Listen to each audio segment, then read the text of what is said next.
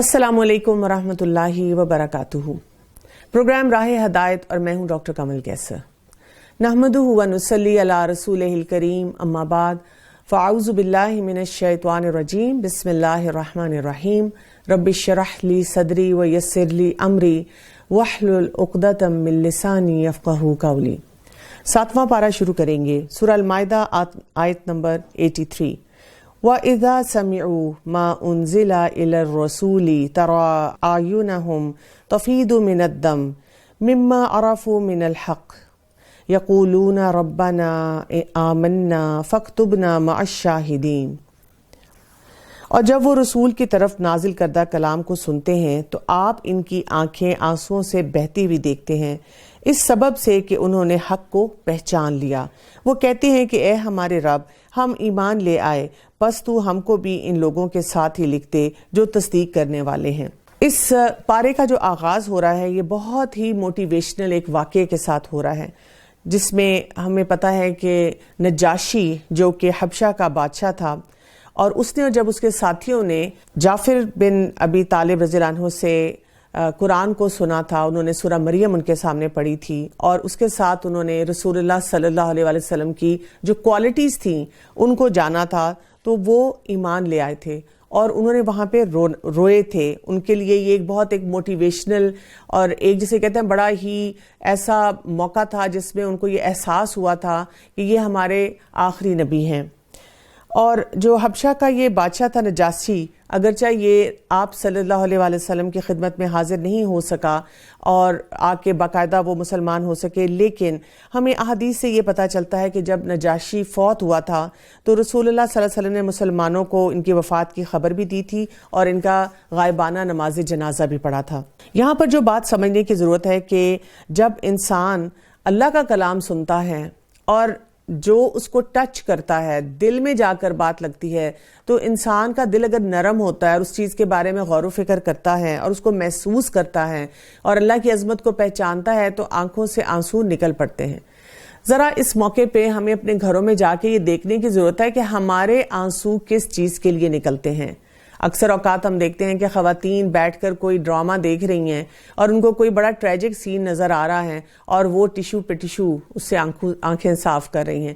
اسی طرح ہمارے بچے کس بات پہ آنسو بہا رہے ہوتے ہیں جب ان کی خواہشات پوری نہیں ہو رہی ہوتی، اور وہ اپنے گھر والوں کو بتاتے ہیں کہ ہم پہ کتنا ظلم ہوتا ہے، ہمیں لیٹسٹ موبائل فون نہیں ملتا، ہمیں کچھ کھانے پینے کی، کھانا آرڈر کرنے کی پرمیشن نہیں ملتی، ہماری پاکٹ منی نہیں بڑھتی، اور اسی وجہ سے جو ہیں وہ تنگ ہونا شروع ہو جاتے ہیں۔ اور اس کے برعکس ہم دیکھتے ہیں ہمارے مرد حضرات، ان کے تو رونے پہ ہم نے پکی پابندی لگائی ہوئی ہے کہ ہم ایکسپیکٹ کرتے ہیں کہ ان کے شاید کوئی جذبات ہی نہ ہوں، اور اکثر ہماری سوسائٹی میں یہی بتایا جاتا ہے کہ مرد بہادر ہوتا ہے، مرد روتا نہیں ہے۔ لیکن یہاں سے یہ بات سمجھ آتی ہے کہ جب انسان کا دل اس بات کی تصدیق کرتا ہے، اس بات کو مانتا ہے کہ یہ اللہ کا کلام ہے اور اس کنیکشن کو محسوس کرتا ہے اور دل میں وہ نرمی پاتا ہے، تو اس کی آنکھوں سے آنسو اللہ کے لیے نکلتے ہیں۔ اور ہمارے پاس کون سا عذر ہے کہ ہم اللہ پر اور جو حق ہم کو پہنچا اس پر ایمان نہ لائیں، اور ہم اس بات کی امید رکھتے ہیں کہ ہمارا رب ہم کو نیک لوگوں کی رفاقت میں داخل کر دے گا۔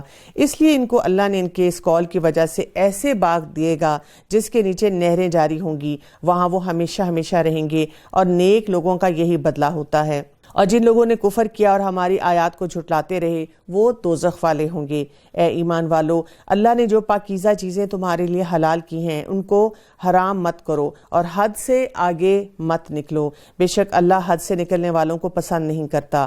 اور اللہ نے جو چیزیں تم کو دی ہیں ان میں سے حلال مرغوب چیزیں کھاؤ اور اللہ سے ڈرو جس پر تم ایمان رکھتے ہو۔ اللہ تمہاری قسموں میں لغو قسم پر تم سے مواخذہ نہیں فرماتا، لیکن مواخذہ اس پر فرماتا ہے کہ تم جن قسموں کو مضبوط کر لو، اس کا کفارہ 10 محتاجوں کو کھانا دینا ہے، اوسط درجے کا، جو اپنے گھر والوں کو کھلاتے ہو، یا ان کو کپڑے دینا ہے، یا ایک غلام یا لونڈی آزاد کرنا ہے، اور جس کو یہ میسر نہ ہو تو 3 دن کے روزے رکھنا ہے۔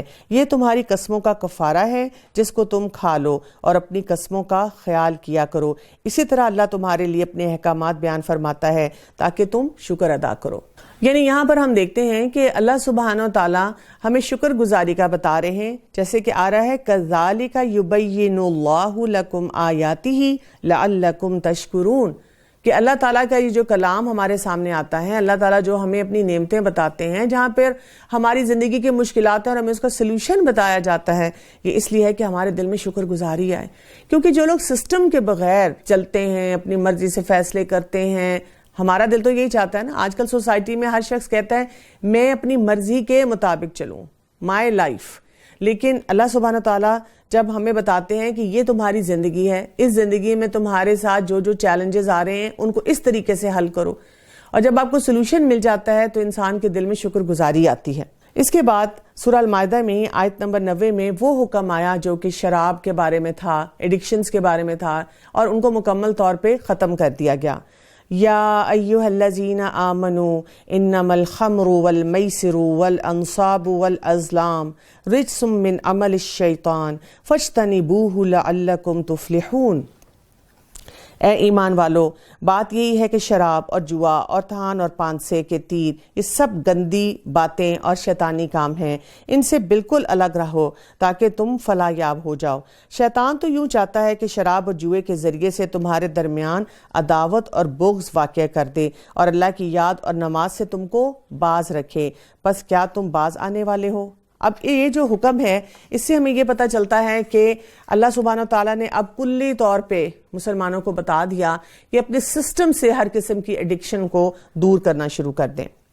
انس رضی اللہ عنہ فرماتے ہیں کہ میں ابو طلحہ کے گھر لوگوں کا ساقی بنا ہوا تھا اور ان دنوں شراب ردی کھجوروں کی ہوتی تھی.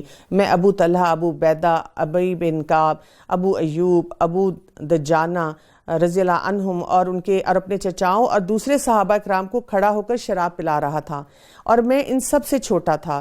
رسول اللہ صلی اللہ علیہ وسلم نے ایک منادی کا حکم دیا کہ یہ اعلان کر دے کہ شراب حرام ہو گئی ہے. ابو طلحہ نے مجھے کہا جاؤ باہر جا کر سنو. میں باہر نکلا تو دیکھا کہ ایک منادی اعلان کر رہا ہے، سن لو شراب حرام کر دی گئی ہے. ابو طلحہ نے مجھے کہا باہر جا کر مٹکا توڑو اور شراب بہا دو. اہم بات یہاں پر یہ سمجھنے کی ہے.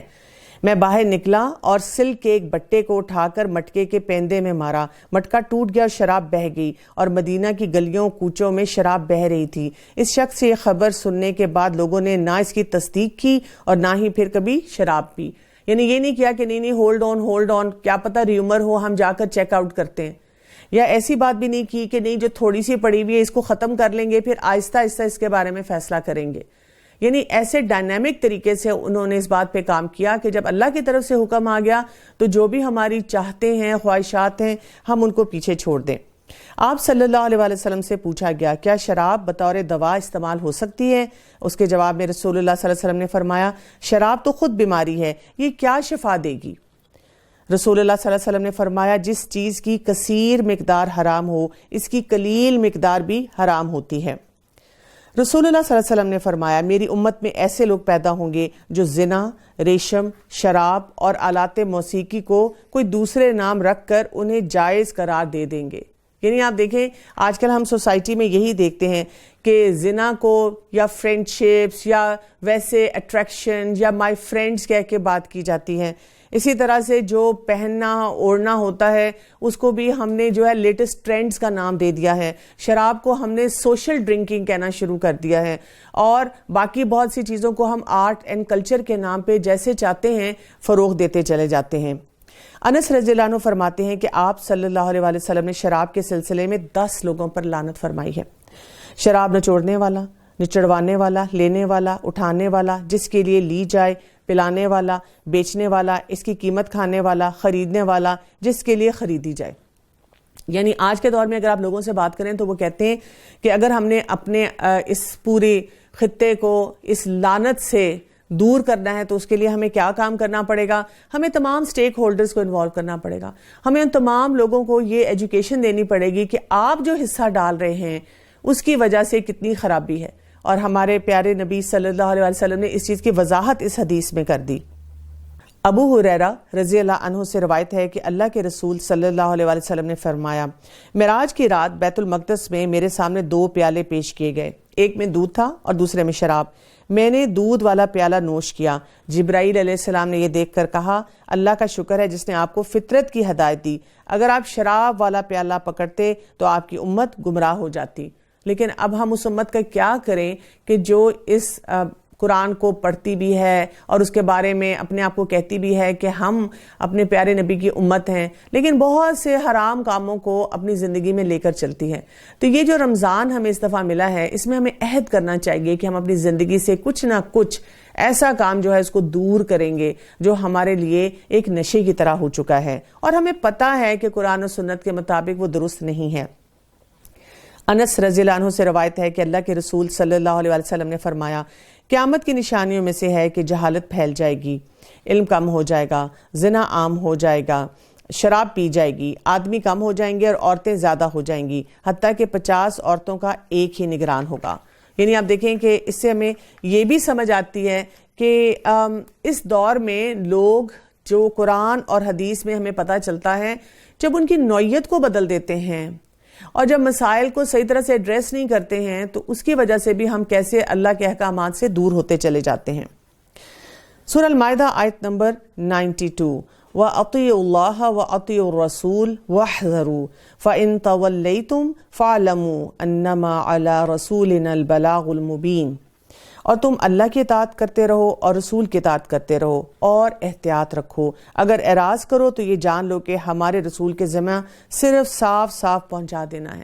یہ آج کے ہر مبلغ کا بھی یہی کام ہے کہ ہم کیا کر سکتے ہیں، ہم صرف بات کو پہنچا سکتے ہیں.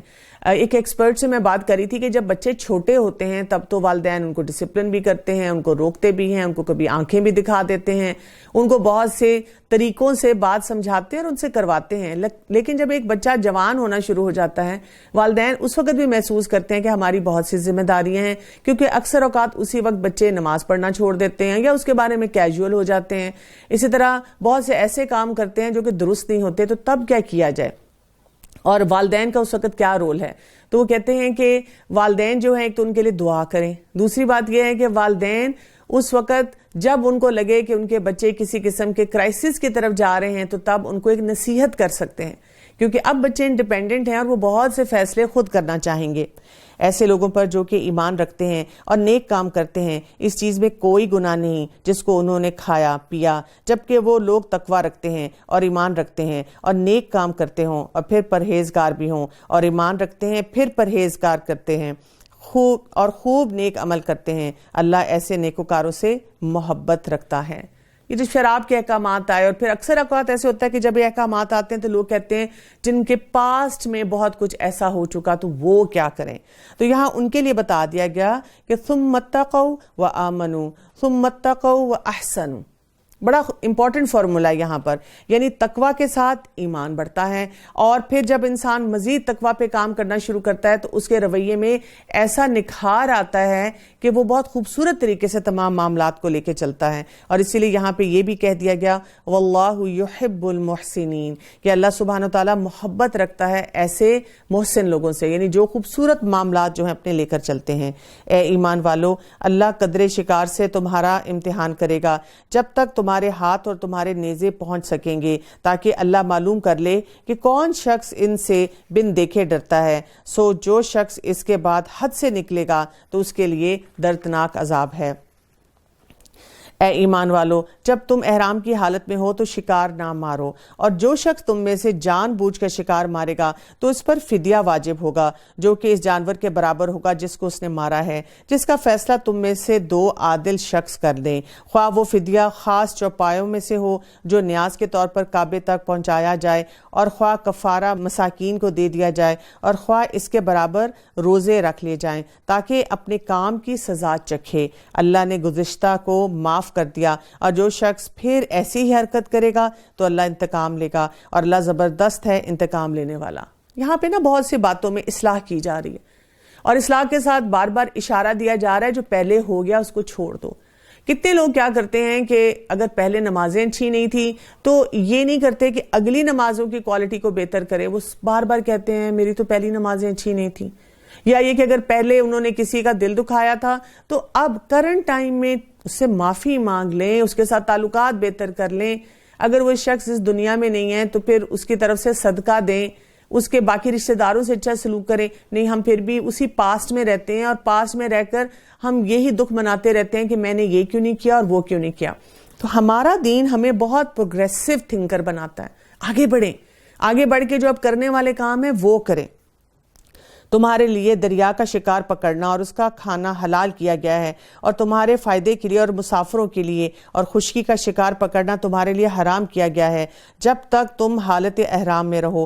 اور اللہ سے ڈرو جس کے پاس تم جمع کیے جاؤ گے. اللہ نے کعبہ کو، جو کہ ادب کا مقام ہے، لوگوں کے قائم رہنے کا سبب قرار دے دیا، اور عزت والے مہینوں کو بھی، اور حرم میں قربانی ہونے والے جانور کو بھی، اور ان جانوروں کو بھی جن کے گلے میں پٹے ہوتے ہیں، اور یہ اس لیے تاکہ تم اس بات کا یقین کر لو. کس بات کا یقین کرنا ہے؟ ذَلِكَ لِتَعْلَمُوا أَنَّ اللَّهَ يَعْلَمُ مَا فِي السَّمَاوَاتِ وَمَا فِي الْأَرْضِ وَأَنَّ اللَّهَ بِكُلِّ شَيْءٍ عَلِيمٌ.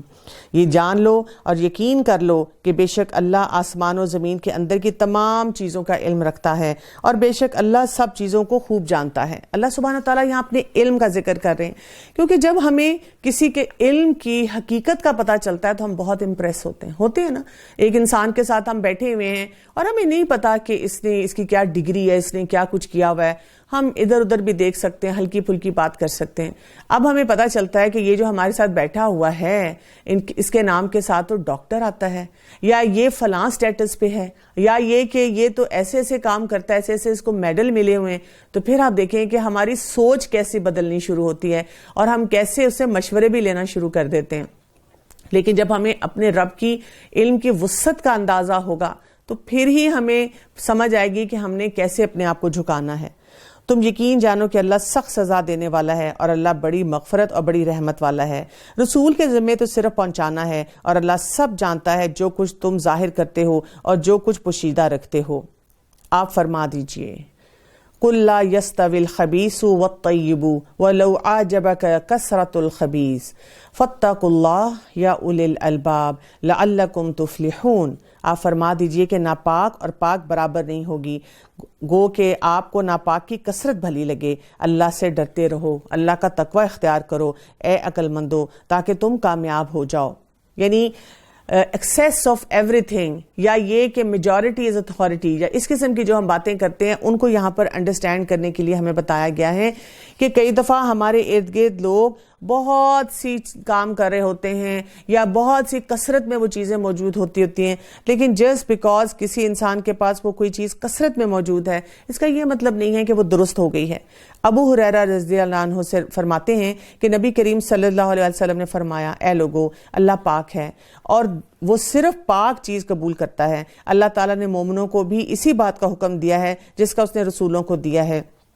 چنانچہ فرمایا، اے پیغمبرو، پاکیزہ چیزیں کھاؤ جو ہم نے تمہیں دی ہیں.